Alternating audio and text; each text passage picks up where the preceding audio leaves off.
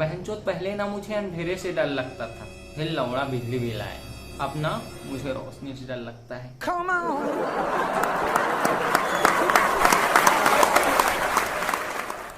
और लौड़ा साहब का ना फट जाता है दिल जब आता है बिजली का बिल। और बहनचोद इसका कोई नहीं है उपाय, क्योंकि ये सरासर है अन्याय। और कुछ लोग तो न्याय के खिलाफ इसलिए भी नहीं बोलते हैं क्योंकि वो अपने मुंह में भरा हुआ गुटखा नहीं फूकना चाहते।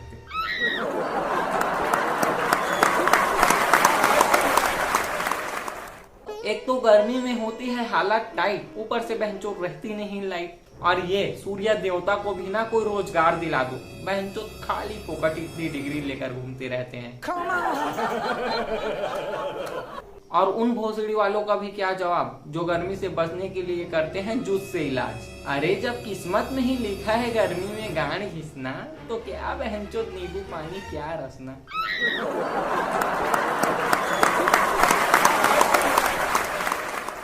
एक तो बहनचोद गर्मी से हो रहे हैं काले, और ऊपर से भोसड़ी वाले मेरे घर वाले ठंडा पानी सब पिए, बोतल भरे न कोई, और जब बोतल भरने की बारी आई सब गायब वहां से होए।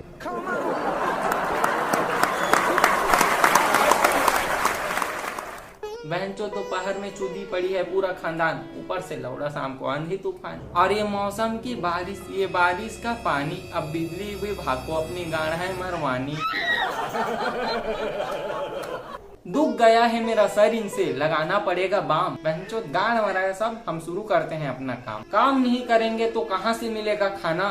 वैसे बहनचोद आजकल लड़की भी शुरू कर रही है ठेला लगाना, और ये कहाँ का इंसाफ है यार कि लड़की ठेला लगाकर काम करे तो उसे शक्ति संघर्ष की देवी, वही लड़का ठेला लगाए तो बेरोजगार जाहिल अनपढ़ गंवार दो कौड़ी का।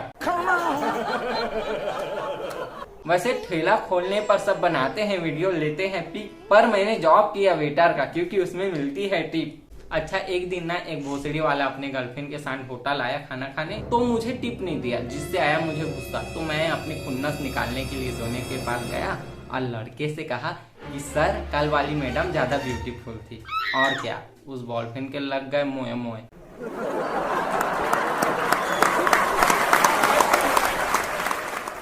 वैसे वेटर के जॉब मैंने इसलिए कर लिया क्योंकि रिजल्ट के दिन ही से मैंने लौड़ा पकड़ लिया। मैं ना रिजल्ट को देखना नहीं चाहता था, इसलिए मेरा एक बकाचोद दोस्त था, उसको देखने के लिए बोला था। उसे मैंने समझा दिया था कि अगर एक सब्जेक्ट में फेल होऊंगा मैं तो बोलना जय श्री राम, अगर 2 सब्जेक्ट में फेल हूँ तो बोलना राधे राधे, और अगर 3 सब्जेक्ट में फेल हूँ तो बोलना ब्रह्मा विष्णु महेश। फिर वो रिजल्ट लेके के आया और चिल्लाकर बोला साचे दरबार की जय, सब में फेल।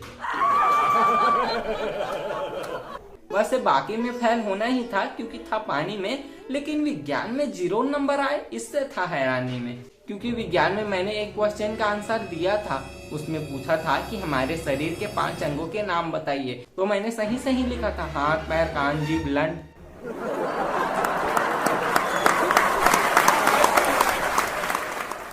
फेल होने के बाद बन गया बेटा ताकि चले जेब खर्ची। वैसे ज्यादा कमाने के लिए मैं होटल में बनता भी था पार्ट टाइम बावर्ची, तो बहन तो ठीक ठाक मिल ही जाती है पगार, और पैसे भी टाप लेता हूँ जब सब्जी के लिए भेजते हैं मुझे बाजार। एक दिन ना ऐसे ही मैं बाजार गया था तो मेरी नजर मेरे पुराने मोहब्बत पे पड़ी। फिर वो मुस्कुराई और मुझे हेलो किया और अपने बच्चे से बोला बेटा मामा जी को नमस्ते करो।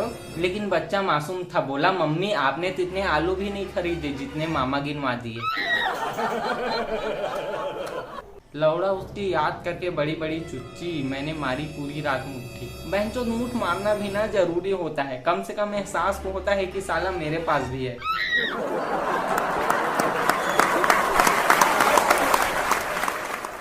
वैसे उसकी फूल गई थी गांड, फूल गई थी शकल, लेकिन मेरी गर्लफ्रेंड थी तो एक भी नहीं था उसमें अकल। कहती थी कि मेरी कोई बड़ी बहन नहीं है तो क्या मैं जूता चुराने वाली रस्म मंदिर में कर सकती हूँ। मना करता था लेकिन चुरा ही लेती थी, आती नहीं थी बाज, और उसे ज्यादा बोल दो तो हो जाती थी नाराज। बहनचोद पहले के लोग नाराज होते थे तो खाना नहीं खाते थे, लेकिन लौड़ा अब खाना तो पेट भर के खा लेते हैं लेकिन ऑनलाइन नहीं आता। अब उस बहन की लौड़ी से मैं ज्यादा करता भी नहीं था बकवास। हाँ एक आध बार मैं भी हो गया था उससे उदास रहने की वजह पूछ रही थी बहन की लौड़ी, जबकि उसी ने कहा था कि मुंह में नहीं लूंगी।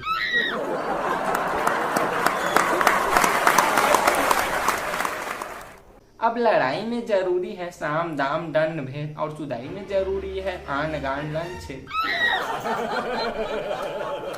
वैसे गर्लफ्रेंड के ना देने पर कोई बॉयफ्रेंड रुकता नहीं, क्योंकि उनको लगता है कि उनका प्यार झुकता नहीं। अरे भाई, कमरे का जुगाड़ हो तो प्यार झुकता है, ठुकता है, लेटता है, चुसता भी है।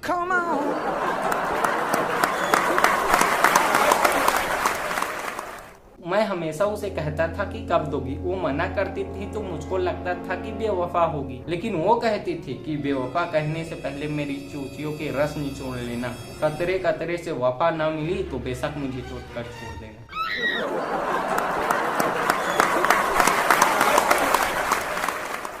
फिर उसने कभी मुझे नहीं किया मना, लेकिन चुपके से कोई दूसरा बॉयफ्रेंड लिया बना। लेकिन मैंने उसे कभी गलत नहीं कहा, वो बेवफा जरूर थी लेकिन बेटी रोज थी। उसके दूसरे बॉयफ्रेंड के बारे में जानकर व्याकुल रहता था मन। आखिर मैंने बोल ही दिया जब हुआ नहीं सहन। मैंने अपनी गर्लफ्रेंड को धमकी दी कि अगर तू मुझे छोड़ कर गई तो मैं तेरा MMS लिख कर दूंगा। तो वो बोली लिख कर दे, दुनिया को भी पता चले कि तेरी उम्र कितनी छोटी है।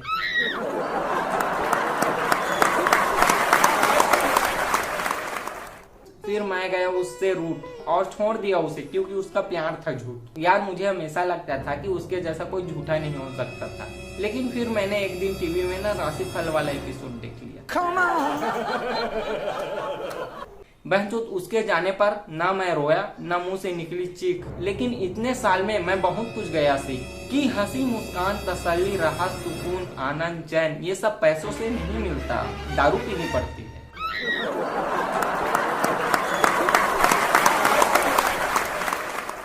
लेकिन उसके जाने के कई साल बाद अंदर से निकली एक आवाज, 2 दिन की जिंदगी 4 दिन का रास्ता, कोई तो पड़ जाओ तुम्हें भगवान का वास्ता।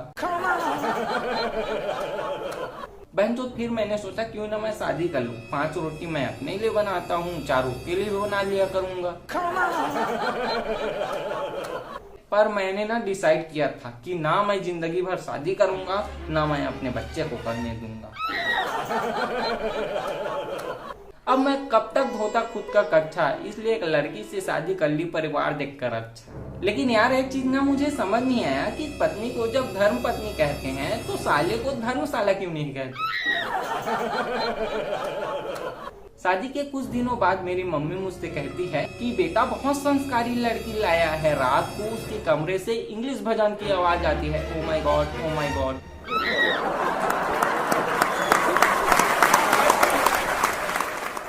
शादी के बाद ना मेरी लाइफ अच्छी है बनी, ना किसी से बैर ना किसी से दुश्मनी। हाँ, लेकिन एक बार ना बच्चे की पप्पी लेते टाइम मेरा निशाना क्या चूका। पड़ोसन मुझे जब भी देखती है तो अपने बच्चे को गोदी से उतार देती है। एक बार ना मैं अपने वाइफ को घर के सामान की खरीदारी करने के लिए मॉल ले गया, तो मेरी वाइफ ने मुझसे कहा विम बार है या खत्म हो गया। तो आजू बाजू के लोग ना मुझे घूर कर देखने लगे, पता नहीं क्यों। तो बहन, तो तब से ना मैं घर के लिए खरीदारी दुकान से करता हूँ। तो दुकान में ना खरीदारी करके मुझे एक चीज समझ आया कि दुकानदार को कस्में माफ होती है। हमेशा वो कहते रहता है बोहनी का टाइम है, गले पर बैठा हूँ, कसम से आपसे 1 रुपया नहीं कमा रहा हूँ।